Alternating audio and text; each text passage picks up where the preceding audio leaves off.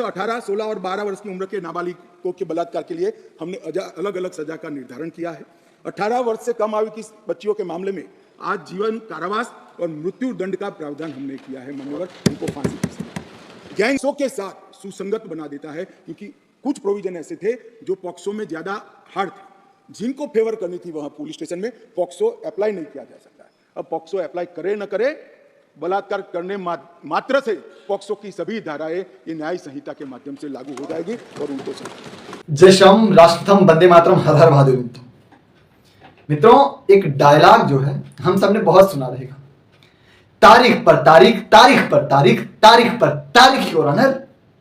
कभी इंसाफ नहीं मिला, मिला तो सिर्फ एक तारीख।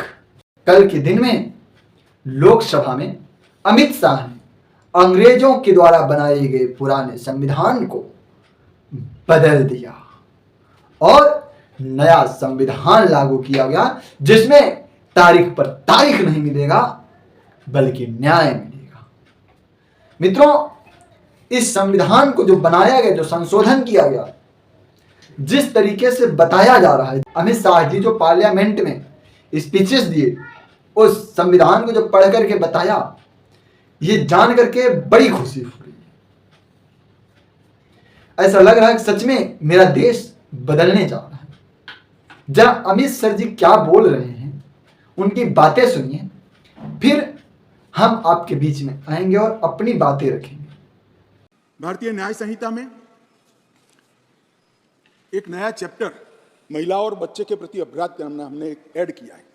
इस विधेयक में 18 वर्ष से कम उम्र की महिला के बलात्कार से संबंधित प्रोविजन में हम बदलाव कर रहे हैं। मौजूदा बलात्कार का प्रोविजन रीनंबरिंग तो हुआ है तथा नाबालिग महिलाओं के सामूहिक बलात्कार को पॉक्सो के साथ सुसंगत बना देता है, क्योंकि कुछ प्रोविजन ऐसे थे जो पॉक्सो में ज्यादा हार्ड थे। जिनको फेवर करनी थी वहां पुलिस स्टेशन में पॉक्सो अप्लाई नहीं किया जा सकता। अब पॉक्सो अप्लाई करे न करे, बलात्कार करने मात्र से पॉक्सो की सभी धाराएं ये न्याय संहिता के माध्यम से लागू हो जाएगी और उनको आयु का अधिकार आधारित वर्गीकरण ठीक नहीं था। क्रमशः 18, 16 और 12 वर्ष की उम्र के नाबालिगों के बलात्कार के लिए हमने अलग अलग सजा का निर्धारण किया है। 18 वर्ष से कम आयु की बच्चियों के मामले में आज जीवन कारावास और मृत्यु दंड का प्रावधान हमने किया है। मान्यवर, उनको फांसी की सजा गैंग रेप के मामलों में 20 साल की सजा या जिंदा रहने तक की सजा का प्रावधान किया है और 18 वर्ष से कम उम्र की स्त्री के साथ बलात्कार में फिर से फांसी की सजा को हमने यहां पर रखा है। मान्यवर, बलात्कार की परिभाषा के तहत भी एक एनोमली थी।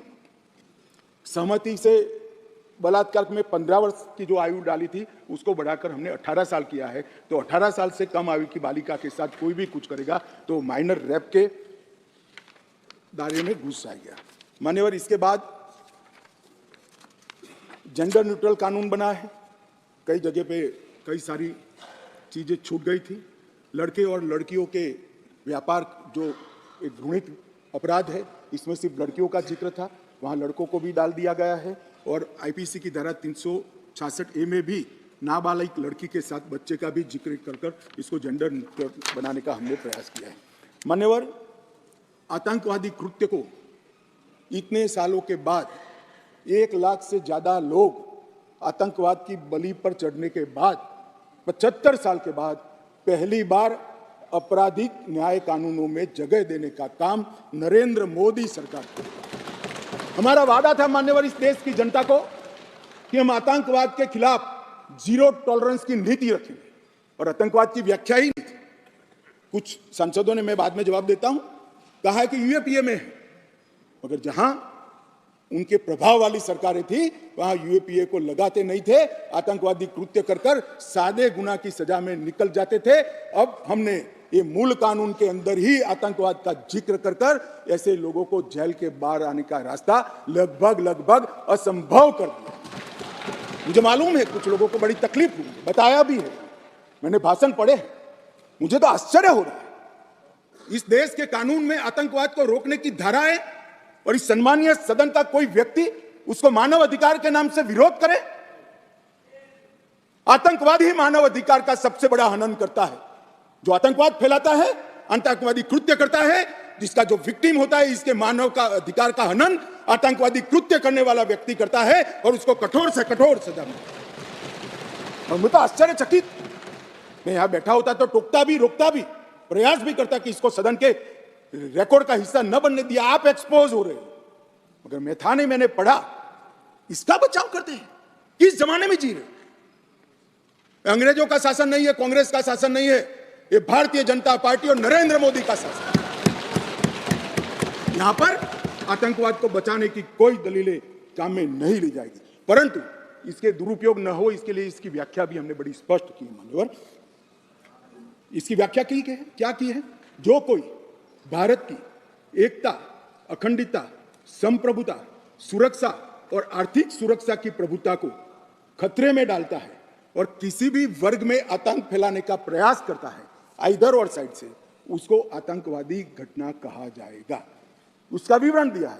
डायनामाइट, विस्फोटक पदार्थ, जहरीले गैस, न्यूक्लियर का उपयोग, ऐसी घटनाओं में जब कोई भी मृत्यु होती है तो घटना करने वाला आतंकवादी कृत्य में लिप्त माना जाएगा। बड़ा ही अच्छा लग रहा है। और जो दरिंदे थे, मासूम बच्चियों के साथ दुष्कर्म करके खुले में घूमते थे, छूट जाते थे, रेप बलात्कार करके, सड़क दुर्घटना करके भाग जाते थे, मॉब लिंचिंग करके बच जाते थे, क्योंकि संविधान ही कुछ ऐसे कि जो मॉब लिंचिंग करके बच जाते थे, क्योंकि अंग्रेजों के समय के जो संविधान थे काफी पुराने हो चुके थे और जो ये क्रिमिनल लोग थे, जो मंचले थे, वो एडवांस तरीके से शरारतें करते थे। मीन्स उसी संविधान का सहारा लेकर के बेल पर बाहर आते थे और मौज मस्ती करते थे। कहते हैं ना, एक बलात्कार करने वाला बलात्कारी जो जेल में बंद होता है और संविधान का ही सहारा लेकर के बेल पर बाहर आता है और फिर से उसी महिला के साथ दुष्कर्म करता है। पर अब ऐसा नहीं होगा, अब उसे बेल पर बाहर आना असंभव हो जाएगा। जिस तरीके शाह जी बोल रहे हैं, अगर सच हुआ तो बड़ा अच्छा है। कमेंट करके आप लोग बताइएगा कि क्या सच में संविधान सख्त होने जा रहा है या सिर्फ हाथी के दांत दिखाने के कुछ और खाने की कुछ और। कमेंट सेक्शन में कमेंट करके जरूर बताइएगा।